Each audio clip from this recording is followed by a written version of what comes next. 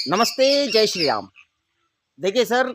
बहुत बार लगभग हम में से हर एक इंसान के जीवन में एक दौर ऐसा आता है जब हमें लगता है कि यार हमने अपना पूरा प्रयास कर लिया। भाई जितना बन सकता था ना, हमने अपना पूरा एफर्ट लगा दिया किसी चीज़ को पाने के लिए, किसी लक्ष्य को हासिल करने के लिए, कोई बहुत बड़े एग्ज़ाम को क्रैक करने के लिए। सर हमने अपनी ओर से पूरी मेहनत कर ली है, एक रत्ती भर भी हमने कमी नहीं छोड़ी है। और पता नहीं क्या उसके बाद भी किस्मत मेरे से रूठी हुई है। पता नहीं क्यों किस्मत मेरा साथ देती ही नहीं है। सर ऐसा बहुत से लोगों के साथ होता है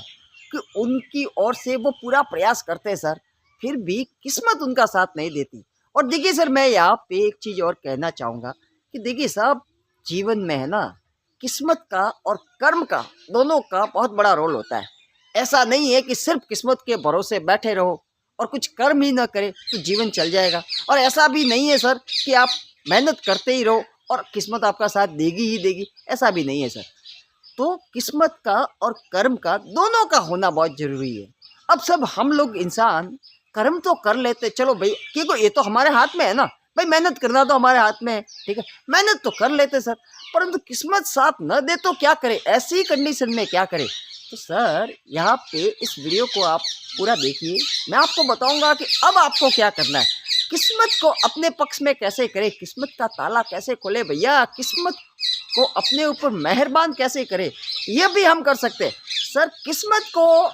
अपने ऊपर मेहरबान करने के लिए आपको सेवा करनी पड़ेगी, वो भी निस्वार्थ भाव से, किसी भी प्राणी की, फिर वो चाहे इंसान हो, जानवर हो, पशु पक्षी, कोई भी क्यों ना हो, आपको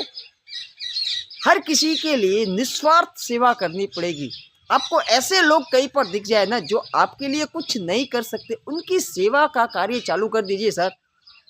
जैसे कि आप नाश्ता कर रहे हो, आपको कोई गरीब मिल गया वहाँ पे, ठीक है, और वो भूखा है, आपने उसे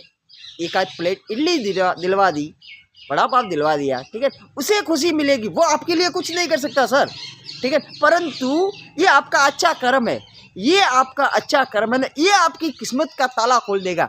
आप बाइक लेकर कहीं जा रहे हो और आप देख रहे हो कि भैया किसी की बाइक का पेट्रोल ख़त्म हो चुका है, ठीक है, उसने आपसे लिफ्ट मांग दी और आपने अपना समय निकाल के उसकी हेल्प की, अपना थोड़ा सा पेट्रोल दिया, उसके जीवन में वैल्यू ऐड की, उसे थोड़ी सी खुशी दी, आपकी वजह से उसे जो खुशी हुई है, जो पेट्रोल आपने दिया, उसकी मदद की है ना, वो सारी चीज़ें आपकी किस्मत खोलती है सर। अगर आपको कोई बीमार नज़र आ रहा है, आपने उसके हालचाल पूछ लिए, हो सकता है तो उसे अस्पताल तक लेके गए, उसे टैबलेट वगैरह ला कर दे दी, सर ये बड़ी सेवा है। सेवा का मतलब ये नहीं है सर, मैं ये नहीं कह रहा कि आप अतिरिक्त खर्चा कीजिए, मैं ये नहीं कह रहा कि आपको बहुत ज़्यादा अमीर होने की ज़रूरत है सेवा करने के लिए। सर सेवा भाव होना चाहिए आपके अंदर, सेवा करने का भाव होना चाहिए। अगर कोई दुखी आपको दिख गया, कोई आपका जानने वाला, पहचानने वाला कोई भी, और वो बहुत दुखी है, टेंशन में है, आपने उसको पूछ लिया कि भैया आ बैठ, क्या बात है,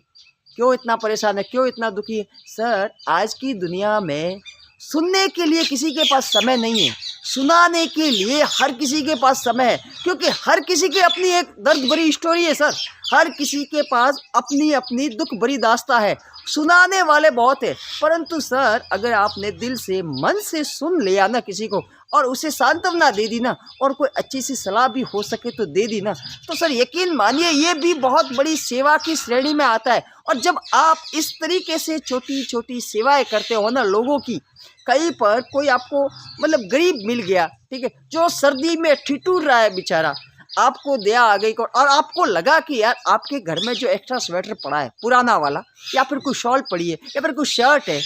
आपने अगर उसे वो अपना पुराना शर्ट स्वेटर कुछ भी दे दिया ना सर, वो भी बहुत बड़ी सेवा की श्रेणी में आता है। जब आप इस तरीके से लोगों की, जीवों की सेवा करनी चालू कर देते हैं ना सर, तो यकीन मानिए दोस्तों, किस्मत को आपका साथ देना ही पड़ता है, क्योंकि अब आप वो कार्य कर रहे हो जो ऊपर वाले का है सर। अब आप ऊपर वाले के कार्य को खुद कर रहे हो, तो अब आप खुद ही सोचिए ऊपर वाला आपका साथ क्यों नहीं देगा सर। अब तो आपकी किस्मत को बदलना ही बदलना है, अब आपकी किस्मत को साथ देना ही देना है। जब आप निस्वार्थ भाव से जीवों की सेवा करते हो ना,